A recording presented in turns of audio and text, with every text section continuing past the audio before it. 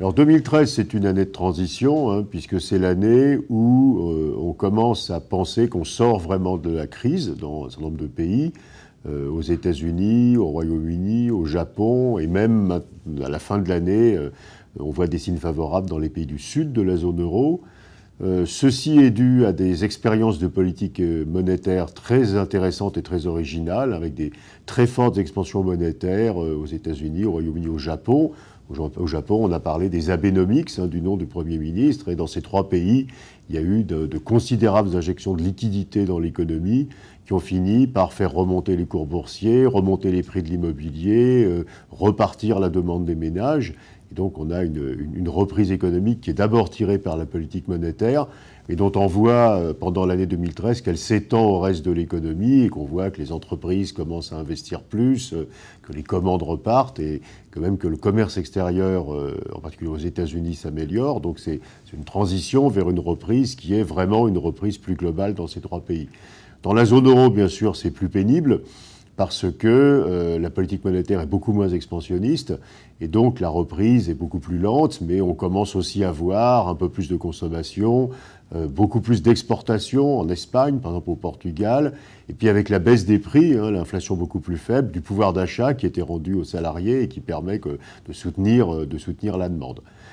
Donc ça, c'est le côté bonne nouvelle, et donc on sait qu'en 2014, le point de départ est positif pour ces régions, même à nouveau si la zone euro est en retard sur les autres pays de l'OCDE.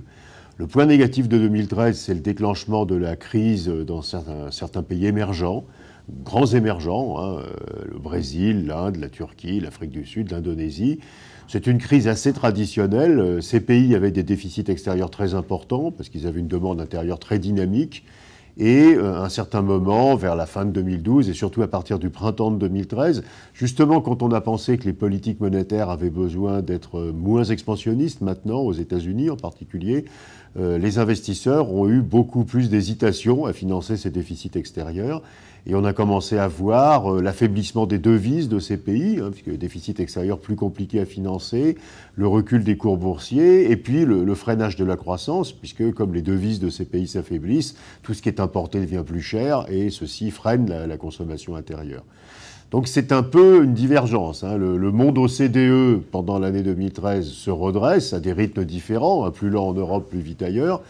Et le monde émergent plutôt freine, et freine avec une crise malheureusement traditionnelle chez les émergents, qui est une crise de financement des déficits de la balance courante. Sur les marchés financiers, c'est une année très exceptionnelle, puisque les investisseurs sont partis dans les deux bonnes directions. La première direction, c'était le redressement des marchés d'actions, tiré par l'idée qu'il y avait reprise économique, et aussi par l'idée que la crise de la zone euro était maintenant, en tout cas dans sa partie la plus dure, la plus forte, quelque chose du passé.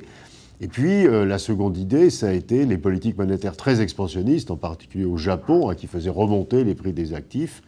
Et donc on a eu des marchés financiers incroyablement porteurs, avec des rendements extraordinairement élevés, marché d'actions, marché des dettes européennes. Donc c'est une année tout à fait exceptionnelle pour les marchés financiers, avec un optimisme parfois d'ailleurs exagéré des investisseurs, mais qui sortent de 3 ou 4 années de crise avant. Et donc dès que les signes deviennent favorables, on a des flux très importants d'investissements qui ont fait remonter tous les marchés.